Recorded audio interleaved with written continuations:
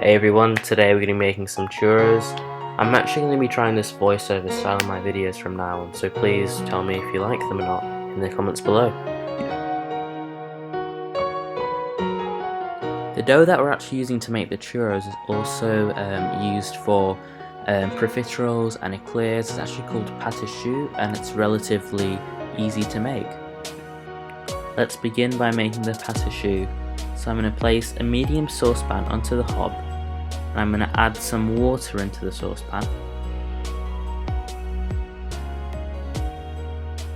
followed by some milk, whole milk preferably, full fat. Right, now I'm going to turn the hob on to about a medium to high-ish heat. And we're going to add a bit of butter in, doesn't really matter unsalted or salted. Just maybe reduce the salt if you're going to use salted butter. There we go, a bit of salt.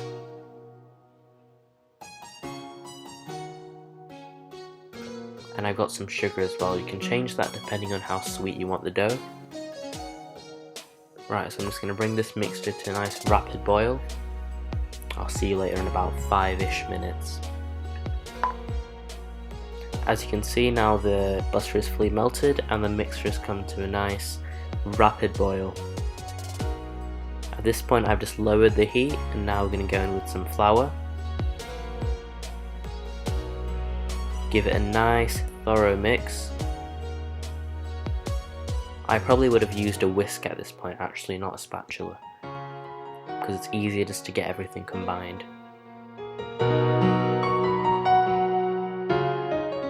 Let's just keep mixing the dough on a lowish heat just to cook out all the flour.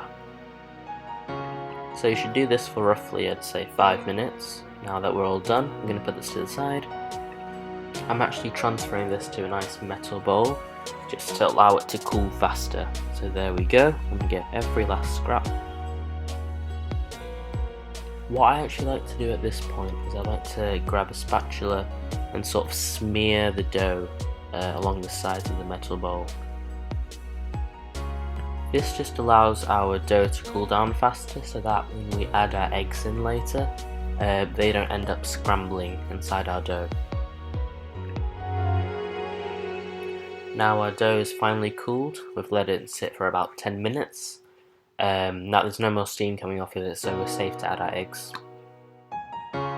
Right, so we're going to go in with about 3 whole eggs, which I'm going to add in one at a time.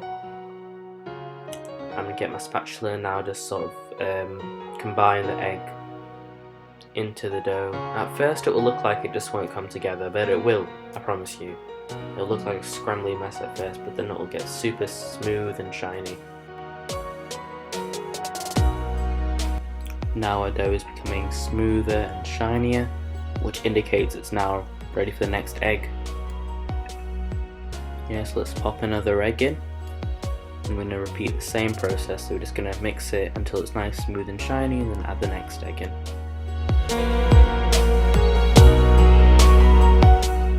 It does actually take a while, so do be patient with it.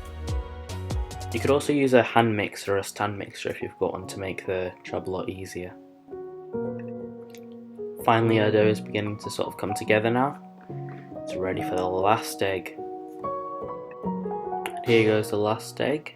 The eggs are going to make this super rich and custardy on the middle, which is going to be really nice.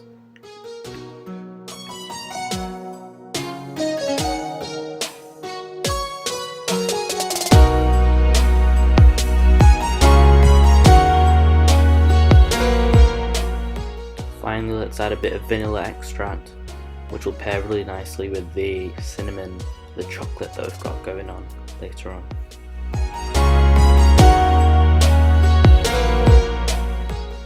A piping bag with the star nozzle will really help you get the perfect shape of the churros which you want.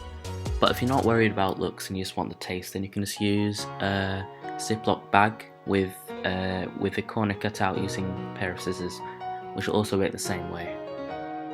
If you are using a piping bag, then just sort of wrap it around the glass like I'm showing here, which will make it easier to fill it up with the churro dough.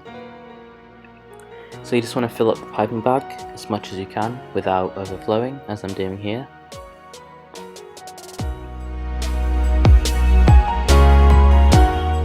Now that the dough's in, I'm just going to twist it from the top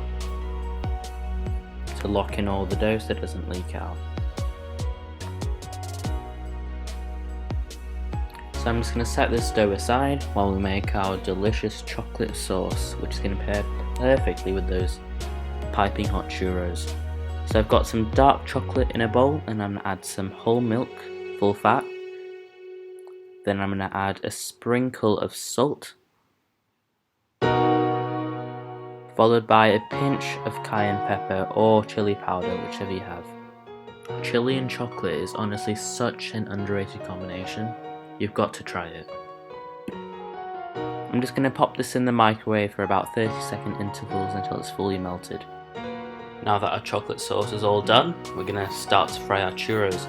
So I've got some vegetable oil here. I'm going to fill up my saucepan roughly half to 3/4 of the way up. I'm going to set the hob on a medium heat, and we're going to let that just come up to temperature. We want to ideally be frying around 180 degrees Celsius. So I'm just going to use a thermometer and just check the temperature. So around 114 degrees, so I just want to get that up to about 180, 190 degrees. So once your oil's at 180 degrees Celsius, you want to pipe your churro dough into the oil. You want to get a length of around 6 inches or so. I'm going to use some scissors just to chop off the end once we get to that length. I'm going to fry around 2 at a time here because my pan is quite small, so I don't want to overcrowd it. There's a second.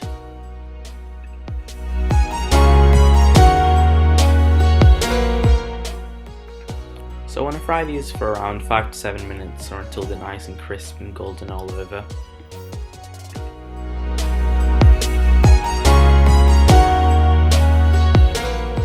I've actually already made my cinnamon sugar mixture off camera, so all you need to do for that is combine a couple of tablespoons of caster sugar, any sort of fine sugar, and combine that with a couple of teaspoons of ground cinnamon, so that you can coat your churros in after they're done frying.